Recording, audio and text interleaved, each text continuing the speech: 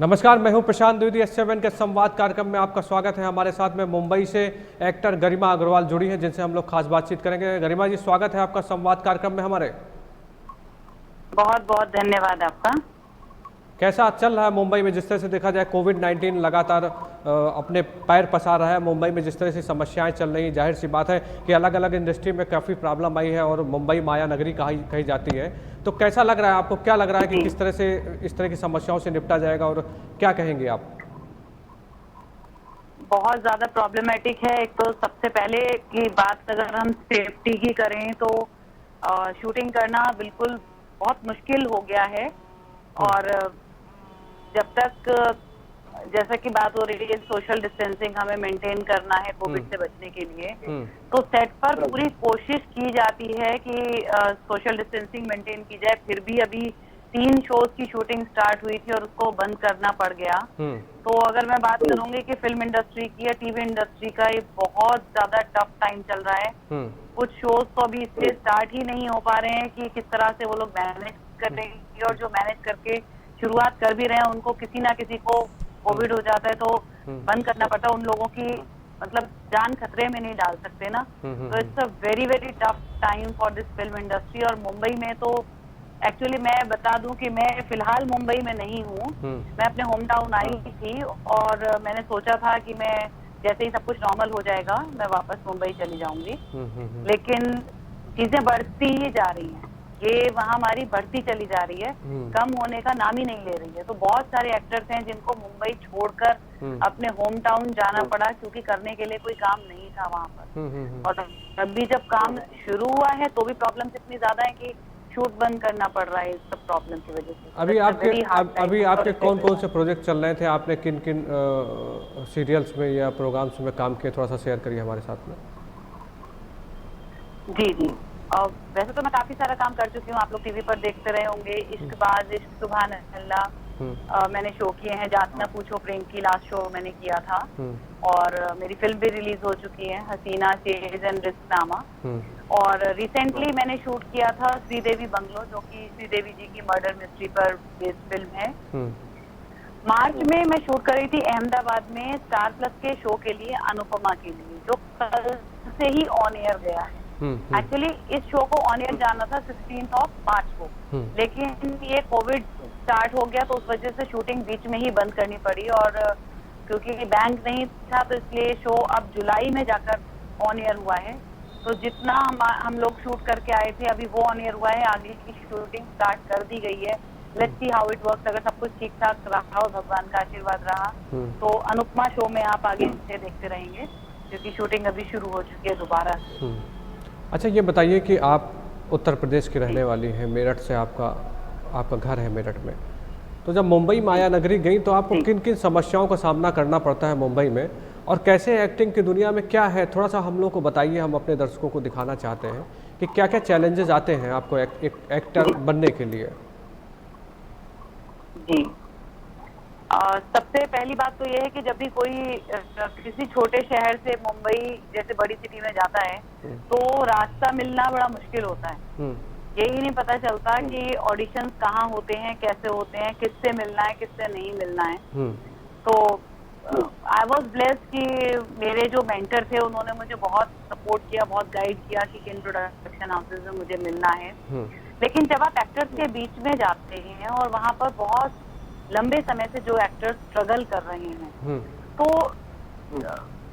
उनकी जो बातें होती हैं, बहुत सारी गाइडेंस, बहुत सारे सजेशंस होते हैं हम्म, कि नहीं आप ये अगर कैमियो कर लेंगे तो आपको कंटिन्यूटी नहीं मिलेगी।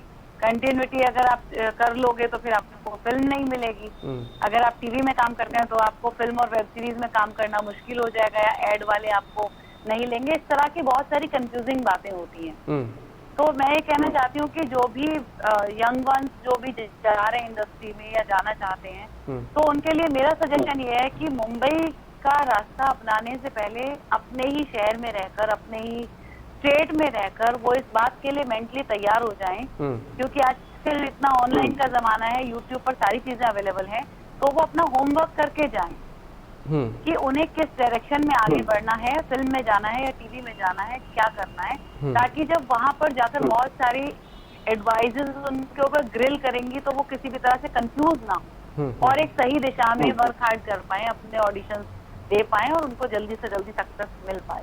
तो मेरे सामने यही बहुत बड़ा चैलेंज था कि मुझे पता नहीं था कि टीवी कर लोगे तो फिल्म नहीं मिलेगी। हालांकि मैं आपको बता दूं कि मैंने टीवी भी किया, फिल्म भी की, वेब सीरीज भी की, एड भी किए, सब कुछ किया। लेकिन शुरू में जो टाइम था 5-6 महीने का, उसमें I got very much confuse कि मैं टीवी करूं या नहीं करूं, क्योंकि मुझे फिल्म तक जाना है। तो वो बहुत कॉम्प्लिकेटेड था। तो युवाओं के लिए क्या कहेंगे जो एक्टिंग के क्षेत्र में लोग जा रहे हैं? हालांकि आपने बताया कि किस तरह से अगर यूट्यूब में देख सकते हैं, अपने घर पे रह के एक तरह से ट्रेनिंग ले सकते हैं, क्योंकि इस समय डिजिटल युग है और S7 भी एक डिजिटल प्लेटफॉर्म पे लॉन्च हुआ है, और तो इसीलिए आपकी बातों को वो भी सामने रख रहा है।